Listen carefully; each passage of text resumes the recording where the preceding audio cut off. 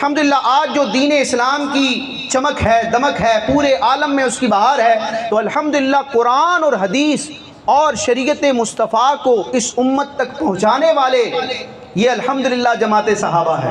اللہ رسول نے جس جماعت کا انتخاب کیا اور جن کو دین کے آگے پہنچنے کا پہلا واسطہ بنایا، ان کو دنیا صحابہ کرام کہتی ہے۔ اللہ تبارک و تعالیٰ نے قرآن مجید برہان رشید میں جا بجا اپنے محبوب کے صحابہ کی عظمتوں کو بیان کیا، ان کے تقوی ایمان کو بیان کیا، ان کے اخلاص کو بیان کیا۔ آپ قرآن مجید کی آیات پڑھیں، جن آیات میں اچھے اعمال کا ذکر ہے، صدقہ کرنے کا، نماز پڑھنے کا، رب کی بارگاہ میں گریہ ازاری کرنے کا، مختلف مضامین پر مشتمل قرآن کی آیتیں ہیں۔ ان آیات کا اگر آپ پس منظر دیکھیں، ان کا سینیریو دیکھیں اور ان کا شان نزول دیکھیں کہ وہ آیتیں کب نازل ہوئیں، کس کے حق میں نازل ہوئیں، تو بلا مبالغہ قرآن مجید کی درجنوں ایسی آیتیں ہیں جن میں اچھے اعمال کا ذکر کیا گیا، نیک اعمال کا ذکر کیا گیا، تقوی ایمان اور جنت کی بشارتوں کا ذکر کیا گیا۔ ان آیتوں کا شان نزول آپ دیکھیں گے، آپ تاریخ کے اور تفسیر کے اوراق کو دیکھیں گے تو آپ کو صحابہ کے چمکتے ہوئے چہرے نظر آئیں گے۔ کوئی آیت صدیق اکبر کی شان میں ہے، کوئی فاروق اعظم کی شان میں ہے، کوئی عثمان غنی کی شان میں ہے، کوئی حیدر کرار کی شان میں ہے۔ اللہ تعالیٰ نے اپنے محبوب کے صحابہ کو وہ رفعت عطا فرمائی کہ ان کی عظمت کے ترانے قرآن سناتا ہے۔ اور یہ صحابہ جو ہیں، یہ نبی کریم علیہ الصلوۃ والسلام کے ساتھی، یہ اللہ تعالیٰ کی چنیدہ جماعت ہے۔ یعنی نبی کریم علیہ السلام کا صحابی کس نے بننا ہے، یہ ازل میں فیصلے ہو چکے، اور یہ رب تبارک و تعالیٰ کا انتخاب ہے۔ نبی کریم علیہ السلام فرماتے ہیں بے شک اللہ تعالیٰ نے مخلوق میں مجھے چن لیا، ان اللہ اختارنی، بے شک اللہ نے مجھے چن لیا اپنی محبوبیت کے لیے، اور فرمایا وختار علی اصحابی، اور میرے لیے میرے صحابہ کو چن لیا۔ یہ صحابہ جو ہیں نا چنیدہ ہیں، سلیکٹڈ ہیں۔ آج ہم بھی اپنا وزیر، اپنا حاکم سلیکٹ کرنے کے لیے جو الیکشن ہوتا ہے، جو بھی طریقہ کار ہوتا ہے کہ ہم کس کو اپنا حاکم بنائیں، سربراہ بنائیں، تو صحابہ کو حضور علیہ السلام کی صحبت کے لیے، نبی کریم علیہ السلام کی غلامی کے لیے چننے والا کوئی مخلوق کا فرد نہیں ہے، خود پروردگار عز و جل ہے۔ سرکار فرماتے رب نے مجھے چنا اور میرے لیے میرے صحابہ کو چن لیا، ان میں سے بعض کو میرا سسرالی رشتہ دار بنایا، بعض کو میرا خاص مددگار بنایا، بعض کو میرا وزیر بنایا۔ لہٰذا میرے صحابہ کی عظمت و شان یہ ہے کہ جو معاذ اللہ ان کے حوالے سے نرم گوشہ رکھے، ان کی تنقید کرے، ان کی بے ادبی کرے، نبی کریم علیہ السلام کی کئی احادیث موجود ہے کہ جو میرے صحابہ پر طعن کرے، میرے صحابہ کی شان میں بے ادبی کرے، اس پر اللہ تمام فرشتوں اور تمام لوگوں کی لعنت ہے۔ قیامت کے دن اللہ تعالیٰ ایسے شخص کا نہ کوئی فرض قبول کرے گا، نہ کوئی نفل قبول فرمائے گا۔ یہ صحابہ کی شان ہے، یہ رب تبارک و تعالیٰ کی چنیدہ جماعت ہے، اور اللہ تعالیٰ نے ان کو بہت ساری بشارتوں کے ساتھ ساتھ اپنے نعمتوں کے ابدی گھر جنت کی بشارت عطا فرمائی ہے۔ ویسے تو قرآن مجید کی کئی آیتیں ہیں جن میں صحابہ کے لیے جنت کا اعلان ہے، لیکن سورہ حدید کی آیت مبارکہ اس کا جز ہے۔ اللہ تبارک و تعالیٰ نے اپنے محبوب کے صحابہ کی دو اقسام بیان فرمائی سورہ حدید میں۔ بعض وہ صحابہ جو فتح مکہ سے پہلے ایمان لائے اور انہوں نے اللہ کی راہ میں خرچ کیا، اور بعض وہ صحابہ جو فتح مکہ کے بعد ایمان لائے اور انہوں نے رب کی بارگاہ میں خرچ کیا، جہاد کیا۔ یہ دو کیٹیگریز ہو گئی، دو طبقے ہو گئے، فتح مکہ سے پہلے والے، فتح مکہ کے بعد۔ رب نے فرمایا سورہ حدید میں کہ یہ جو فتح مکہ سے پہلے ایمان لانے والے ہیں ان کا درجہ بڑا ہے۔ صحابیت کے شرف میں تو سب برابر ہیں، لیکن مقام و مرتبہ بارگاہ الہی میں، بارگاہ رسالت میں سارے صحابہ کا ایک جیسا نہیں ہے۔ رب نے فرمایا کہ فتح مکہ سے پہلے جو ایمان لائے انہوں نے صدقہ دیا، وہ افضل ہیں۔ وہ افضل ہیں کن سے؟ جو فتح مکہ کے بعد ایمان لائے ان سے، وہ مفضول ہوئے، یہ افضل ہوئے۔ لیکن افضل اور مفضول فتح مکہ سے پہلے والے اور بعد والے دونوں صحابہ کا ذکر کر کے اختتام پر رب تبارک و تعالیٰ فرماتا ہے وَكُلًّا وَعَدَ اللَّهُ الْحُسْنَى، اللہ تعالیٰ نے سب سے حسنہ کا وعدہ فرما لیا۔ وعدہ ماضی کا صیغہ ہے، عربی گرامر کے اعتبار سے پاسٹ ٹینس ہے، اور فعل ماضی کب آتا ہے، پاسٹ ٹینس کب استعمال کیا جاتا ہے؟ جب کوئی کام ہو جائے، گزرے ہوئے زمانے میں کچھ ہوا ہو تو اس کو پاسٹ ٹینس کے ذریعے ظاہر کیا جاتا ہے، یعنی یہ حال کی یا فیوچر کی بات نہیں ہو رہی، ماضی میں ہو گیا، ازل میں یہ فیصلہ ہو گیا۔ رب فرماتا ہے وَكُلًّا، تمام ہی کے لیے، فتح مکہ سے پہلے والے ہوں یا بعد والے ہوں، کلن، تمام صحابہ کے لیے، کسی ایک صحابی کو بھی اس مستثنا نہیں کیا گیا۔ حضرت صدیق اکبر سے لے کے حضرت وحشی تک تمام صحابہ کا اس لفظ کلن میں بیان ہے۔ وَكُلًّا، اللہ فرماتا ہے ان تمام میرے محبوب کے صحابہ کے لیے وعدہ، رب نے وعدہ کر لیا الحسنہ، حسنہ کا۔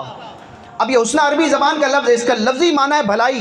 تو کون سی بھلائی ہے؟ صحابہ کو ایمان نصیب ہوا، حضور کا ایمان کی حالت میں دیدار نصیب ہوا، صحابیت کا شرف نصیب ہوا، جو کائنات میں، مخلوق میں نبوت اور رسالت کے بعد سب سے بڑا رینک ہے۔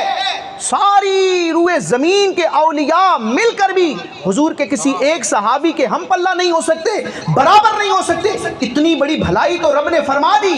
یہاں حسنہ سے مراد کیا ہے؟ بھائی ایمان ملا، صحابیت ملی، حضور کا دیدار ملا، حضور کی معیت ملی، حضور کے معجزات کو اپنی آنکھوں سے دیکھنا نصیب ہوا، قرآن کی آیتوں کے نزول ہونے کے واقعات کو دیکھنا نصیب ہوا۔ کتنی بھلائیاں نصیب ہوئی جو آج تک بعد والوں کو نصیب نہ ہوئی ہیں، نہ ہو سکیں گی۔ دیکھیں ہم حضور کے معجزات پر ایمان رکھتے ہیں کہ نبی کریم علیہ السلام نے انگلی کے اشارے سے چاند کے 2 ٹکڑے کیے، ایمان ہے نا ہمارا۔ حضور علیہ السلام نے ڈوبے ہوئے سورج کو لوٹایا، ایمان ہے ہمارا۔ نبی کریم علیہ السلام کے حکم فرمانے پر سنگریزے اور پتھر کلمہ پڑھتے تھے، ایمان ہے ہمارا۔ جانوروں نے آ کے حضور علیہ السلام کو سجدے کیے، ہمارا ایمان ہے اس پر، یہ حضور کی شان ہے۔ ہمارا اس بات پر ایمان ہے کہ متعدد مرتبہ نبی کریم علیہ السلام کی مبارک انگلیوں سے پانی کے چشمے جاری ہوئے، ہمارا ایمان ہے۔ نبی کریم علیہ السلام نے کئی مردوں کو زندہ فرمایا، ہمارا ایمان ہے۔ لیکن ایمان کیسا ہے؟ یا تو قرآن میں معجزے کا بیان ہوا، یا پھر حدیث کی صورت میں ہم نے پڑھا، علماء سے سنا اور اس پر ایمان رکھا۔ یہ ہے علم الیقین، سن کے معنی، سن کے معنی۔ لیکن صحابہ کو دیکھیں آپ، اللہ تعالیٰ نے ان کے ایمان کا کیسا مقام و مرتبہ ظاہر فرمایا۔ صحابہ نے سن کر نہیں مانا، کتاب میں پڑھ کر نہیں مانا، ذات مصطفیٰ سے ان معجزات کے ظاہر ہونے کے نظاروں کو دیکھ کر مانا ہے۔ تو مومن میں بھی ہوں، مومن آپ بھی ہیں، مومن صحابہ بھی تھے۔ ہمارا ایمان علم الیقین ہے جو ابتدائی درجہ ہے۔ صحابہ کرام کا ایمان عین الیقین اور حق الیقین کے درجے پر ہے۔ جو اہل علم ہیں وہ سمجھ رہے ہیں کہ صحابہ ایمان میں بھی ہم جیسے نہیں، ہمارے لیے کئی چیزیں غیب ہیں، صحابہ کے لیے وہ ظاہر ہیں۔ مجدد الفسانی رحمۃ اللہ تعالیٰ علیہ نے مکتوبات شریف میں بیان کیا کہ صحابہ کا ایمان بعد والوں کی طرح نہیں ہے۔ صحابہ وہ خوش نصیب جماعت ہے کہ جب قرآن کی آیتیں نازل ہوتی، جبریل امین نازل ہوتے، حضور کی بارگاہ میں حاضر ہوتے، نبی کریم علیہ السلام پر وحی نازل ہوتی، اس وقت جو حضور کی کیفیات ہوتی، جو انوار و تجلیات کا ظہور ہوتا، جبریل امین جس مجلس میں آتے، اس مجلس کا مشاہدہ کرنے والے، اس کی برکتیں پانے والے صحابہ ہیں۔ صحابہ وہ ہیں جنہوں نے دیکھ کر نبی کریم علیہ السلام کے معجزات پر ایمان رکھا۔ تو ساری امت کا ایمان علم الیقین ہے، اور صحابہ کرام کا ایمان عین الیقین اور حق الیقین کے درجے پر ہے، یہ ان کی شان ہے۔ تو اتنی بڑی بھلائی ہو گئی، تو یہاں حسنہ سے کیا مراد ہے؟ آپ امت کے مفسرین کو اٹھا کر دیکھیں، تفسیر کی مستند اور معتبر کتابیں دیکھیں، کئی آیات اور کئی احادیث کا خلاصہ یہی بنتا ہے کہ یہاں اس سورہ حدید کی آیت مبارکہ میں حسنہ سے مراد کوئی خاص بھلائی ہے، اور وہ بھلائی کوئی اور نہیں، وہ بھلائی جنت ہے۔ آپ تفسیر جلالین کو دیکھیں، تمام مکتبہ فکر کے مدارس میں پڑھائی جاتی ہے، تفسیر جلالین ہے، تفسیر مدارک ہے، اوپر منتہا درجے کی تفاسیر کو دیکھیں، سارے امت کے مفسرین نے یہاں حسنہ کی تفسیر جنت سے کی ہے کہ حسنہ سے مراد خاص بھلائی ہے، اس بھلائی کو جنت کہا جاتا ہے۔ قربان جائیں بریلی کے امام احمد رضا خان پر۔ کنز الایمان میں جب امام احمد رضا خان نے اس آیت کے جز کا ترجمہ فرمایا، لفظی ترجمہ بھی فرمایا، اور حسنہ سے مراد کیا ہے؟ جس کو کو مفسرین نے اپنی کتابوں میں متفرق طور پر بیان کیا تھا، امام احمد رضا خان نے ایک لفظ کے ساتھ اس کی تفسیر بھی کر دی، آیت کا ترجمہ بھی فرما دیا۔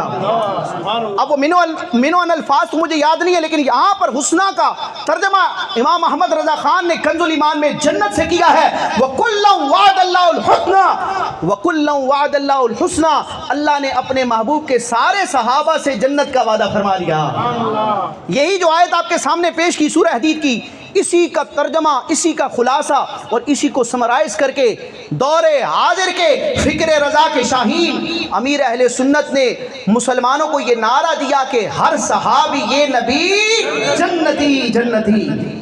یہ قرآنی نعرہ ہے، بعضوں کو اس پر بھی آبجیکشن ہوتا ہے کہ سارے صحابہ کے حوالے سے نہ کہو۔ میں بلا مبالغہ یہاں پر درجنوں علماء کی آپ کو حوالہ جات پیش کر سکتا ہوں جنہوں نے یہ لکھا ہے، یہ عقیدہ لکھا ہے کہ ہر صحابی یہ نبی وقت کا اختصار ہے اور بڑی بارگاہوں میں حاضری ہے۔ اللہ پاک ہماری اس حاضری کو قبول فرمائے۔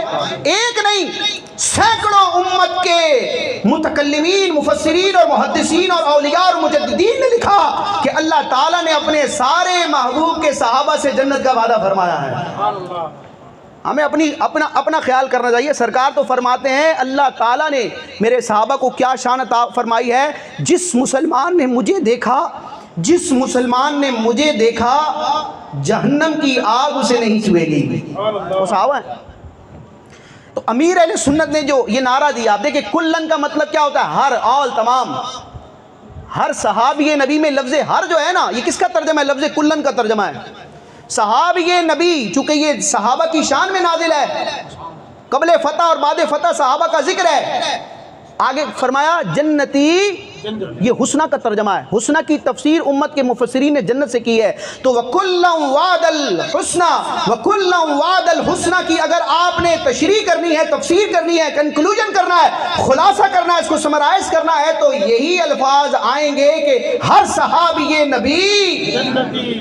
تو یہ امیر اہل سنت کیسے حکیم ہیں، کیسے دانا ہیں کہ مفسرین نے، امت کے علماء نے درجنوں صفحات پر جو عقیدے لکھے تھے، جو تفصیلات لکھی تھی، ایک نعرے میں ان کو بیان کر دیا۔ آج ہمارے چھوٹے چھوٹے بچے بھی اس نعرے کو گنگناتے ہیں کہ ابھی شعور بالغ نہیں ہوا، لیکن عقیدہ ان کو راسخ کرا دیا گیا کہ اللہ تعالیٰ نے میرے محبوب کے صحابہ سے جنت کا وعدہ فرما لیا ہے۔ اور ان کے حوالے سے بڑا حساس بندے کو رہنا چاہیے۔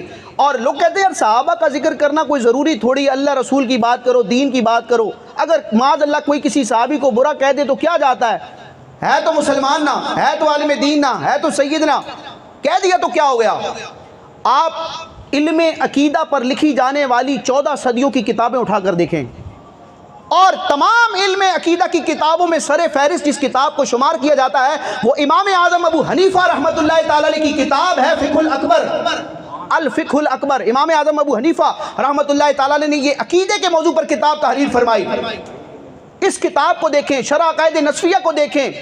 الغرض 14 صدیوں میں لکھی جانے والی عقیدے کی ہزاروں کتابیں دیکھیں، ان عقیدے کی کتابوں میں آپ کو وہ عقائد بھی ملیں گے جن کا تعلق رب کی ذات و صفات سے ہے، وہ عقائد بھی ملیں گے جن کا تعلق نبی کریم علیہ السلام اور دیگر انبیاء کی ذوات کے ساتھ ہے، وہ عقائد بھی ملیں گے جن کا تعلق جنات، فرشتوں، جنت، دوزخ، آخرت، قبر اور مختلف ضروریات دین کے ساتھ ہے۔ لیکن اس کے ساتھ ساتھ عقیدے کی تمام کتابوں میں آپ کو نبی کریم علیہ السلام کے صحابہ اور اہل بیت اطہار کی عظمت اور ان کی شان و رفعت کے حوالے سے بھی عقائد ملیں گے۔ کوئی عقیدے کی کتاب صحابہ کی عظمت کے ترانوں سے خالی نہیں ہے۔ تو امت کے 14 صدیوں کے متکلمین نے، علماء نے، ائمہ نے، مجددین نے اپنی کتابوں میں، عقیدے کی کتابوں میں صحابہ کی عظمت کا بیان کر کے یہ بتا دیا کہ صحابہ کی عظمت و شان دین کا حصہ ہے۔ صحابہ کی عظمت کو تسلیم کر کے ہی بندے کا ایمان مکمل ہوتا ہے۔ امام اعظم ابو حنیفہ کسی تعارف کے محتاج نہیں ہے۔ آپ نے اپنی کتاب الفقہ الاکبر میں جہاں صحابہ کرام کی عظمت و شان بیان کی، فرمایا کہ سب سے افضل نبی کریم علیہ السلام کے بعد صدیق اکبر ہے، پھر فاروق اعظم ہے، پھر عثمان غنی ہے، پھر حیدر کرار ہے، اور ان کے علاوہ جتنے صحابہ ہیں یہ تمام حق پر تھے اور حق پر ہیں۔ اور اس کے بعد آپ نے، امام اعظم ابو حنیفہ نے اہل سنت کا مزاج بتایا جو قرآن و حدیث کی ترجمانی ہے۔ فرماتے ہیں لا نذکر الصحابۃ الا بخیر، ہم صحابہ کا ذکر نہیں کرتے مگر خیر اور بھلائی کے ساتھ کرتے ہیں۔ اور یہ وہ عقیدہ ہے. شرع قائد نصریہ میں بھی یہی بات ذکر کی گئی کہ صحابہ کا جب ذکر ہوتا ہے ہم اپنی زبانوں کو روک لیتے ہیں, جب بھی صحابہ کا ذکر کریں گے خیر کے ساتھ کریں گے. اور صدر الشریعہ مفتی امجد علی اعظمی رحمۃ اللہ تعالی علیہ نے بہار شریعت میں بھی ذکر کیا کہ حضور کے صحابہ کا جب بھی ذکر ہو خیر خیر خیر اور خیر کے ساتھ کرنا فرض ہے.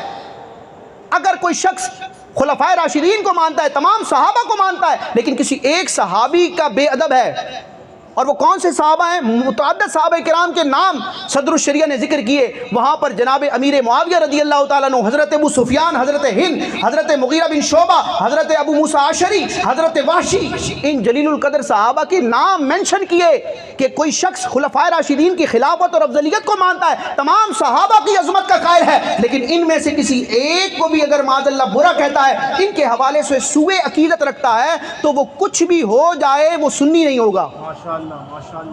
تو یہ نبی کریم علیہ السلام کے صحابہ کی شان ہے. اور صحابہ کے جو مشاجرات ہیں اجتہاد کی بنیاد پر جو ان کے باہمی معاملات ہیں, امت کا یہ عقیدہ ہے جس کو امام احمد رضا نے بھی بیان کیا, مجدد الفیضانی نے بھی بیان کیا, علامہ سعد الدین تفتازانی نے بھی بیان کیا, امام اعظم ابو حنیفہ نے بھی بیان کیا, اور نبی کریم علیہ السلام کی احادیث کا بھی یہ خلاصہ ہے کہ حضور کے صحابہ کے جو اجتہادی معاملات اور ان کے مشاجرات ہیں ان میں امت کا پڑھنا اور ان کی وجہ سے کسی صحابی کو برا کہنا حرام حرام اور حرام ہے.